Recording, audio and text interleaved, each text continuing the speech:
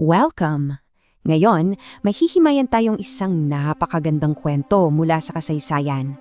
Alam nyo, madalas kapag nag-aaral tayo ng mga lumang teksto, sanay na sanay tayong makarinig ng mga kwentong puno ng aksyon, di ba? Yung maingay, malalaking kaganapan, mga panalo. Pero today, susuriin natin ang isang kwento ng pagtitiis. Isang kwentong hindi sumisigaw, kundi tahimik na nananatili.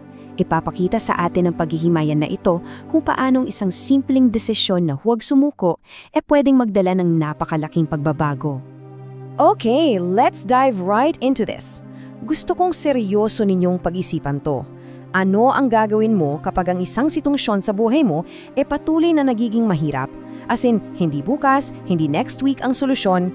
Paano kung kahit anong dasal o iyak mo, wala pa rin nangyayari? Paano kapag yung sakit o yung injustice na nararanasan mo hindi nare-resolba ng mabilisan? Ito talaga yung central na tema na iikutan natin ngayon.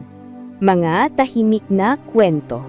You know, sa kasaysayan, laging nakatutok ang spotlight sa mga sikat. Nandyan yung mga maingay na tagumpay, mga madugong labanan, mga himala, yung mga instant fixes na gustong-gusto ng lipunan natin. Gusto natin yung mabilisang panalo, right? Pero sa kabilang banda, merong mga kwentong walang audience. Ito yung mga tahimik na tagumpay. Ito yung paulit-ulit at nakakapagod na pagtitiis. Ito yung literally na pananatili kahit parang walang nangyayari. At the truth is, minsan, mas makapangyarihan pa nga ang ganitong klaseng panalo. Dito papasok ang bida natin ngayon, si Rizpah, na wala siyang hawak na titulo. Hindi siya isang reyna, hindi siya mandirigma na may espada, at lalong hindi siya propeta.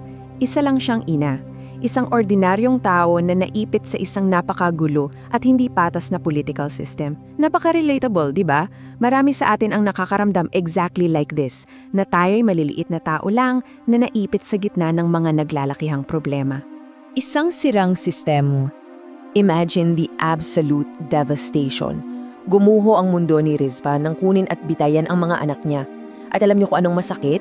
Hindi dahil may nagawa silang krimen, kabayaran lang sila sa isang lumang political na utang na ginawa bago pa man sila ipinanganak. Unfair, di ba? At hindi lang yon. Salip na bigyan ng maayos na libing, yung mga katawan nila ay iniwan na lang na nakabilad at walang proteksyon. Sa kultura nila noon, hindi lang ito simpleng pagluluksa, napakatindi nitong kahihiyan. Ang hindi paglilibing sa patay is literally stripping away their dignity. Isang nakakawasak na pangyayari na madaling magtulak sa kahit sino para sumuko na lang sa buhay. Ang protesta ng presensya.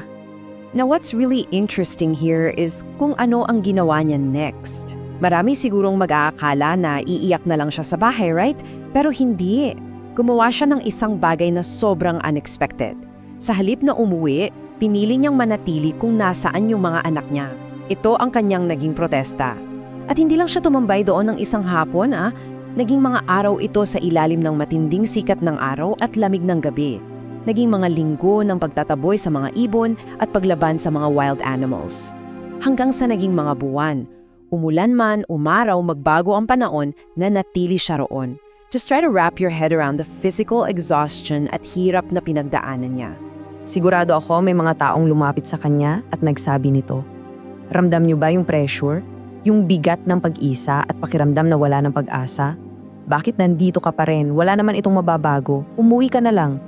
Sa tuwing may ginagawa tayong mabuti na parang walang resulta, maririnig din natin yung mga voices na to. Minsan galing sa ibang tao, o minsan actually galing mismo sa sarili natin. Pero kabaliktaran ng sinasabi ng iba, heto yung nabing matibay na paninindigan sa puso ni Rizpah. Ito yung statement niya, kahit wala siyang binibitawang salita. Mahalaga sila, hindi sila nakalimutan. Hinding-hindi niya papayagan na itapon na lang sila na parang walang halaga. Yung pagtanggi niyang umalis, isang napakalalim at tahimik na protesta yun, laban sa isang sitwasyon na pilit silang binubura sa kasaysayan. Napansin ng hari. Akala siguro natin invisible yung pagdurusan niya, no? Pero meron itong pinatutunguhan. Dahil sa hindi natitinag na presensya ni Rizpah, nagbago yung takbo ng kwento. Hindi niya kinailangan mag-rally o mag-speech. Yung balita ng kanyang pagtitiyaga ay kusa na lang nakarating kay Haring David. At dahil sa matinding katapatan na yon, the king had to intervene. Ibinaba ang mga katawan at finally, naibalik ang dangal nila sa pamamagitan ng isang maayos na libing. Kung ano yung hindi nagawa ng pilit na kapangyarihan at binaliwala ng sistema, nagawa yung baguhin ng isang tahimik pero tapat na presensya. Kapag matagal bago, may magbago? So, bakit natin to pinag-uusapan? Kasi ang kwento ni Rizpa, it perfectly mirrors ang mga struggles natin ngayon. Hindi naman kasi lahat ng bagay sa buhay natin mabilis magbago. Para sa inyo'y na nakikinig na yon, alam kong may mga bitbit kayong mabibigat na pasanin. Baka gulo yan sa pamilya na parang walang katapusan, matinding pressure sa eskwelahan, anxiety at burnout na literal na nakakaubos araw-araw, o baka mga panalangin na feeling mo deadma lang sa taas at hindi sinasagot. Napakadaling sumuko, di ba? Madaling sabihin na, ano pa nga bang silbi nito? Pero pinapakita sa atin ang physical na pagtitiis ni Rizpa kung paano rin tayo dapat lumaban sa ating mga mental at emosyonal na pinagdadaanan. Ang kapangyarihan ng pananatili. So, the absolute crucial point here is yung lakas na nakapaloob sa desisyon mong huwag bumitaw. Hindi lahat ng tagumpay sumisigaw at definitely hindi lahat mabilis. May boses ang pagpupursigi, kahit na literal na wala itang sinasabi. Marahil feeling mo ngayon walang nakakapansin sa effort mo, na wala kang nakikitang instant na pagbabago. Pero hey, ang consistency mo is absolutely crucial. Ang tahimik mong katapatan, yan madalas ang nagpapagalaw sa mga bagay na akala mo'y hindi na kailanman magbabago. Kung nasa point ka ngayon ng buhay mo na parang napakahirap na ng lahat, please, huwag kang susuko. Huwag mong iwanan ang laban ng masyadong maaga. Dahil paminsan-minsan, the most powerful thing you can do is simply to stay, manatili. Kaya ang iiwan kong tanong sa inyo ngayon, saang aspeto ng buhay mo ngayon kinakailangan ang iyong tahimik na protesta ng pananatili? Think about that.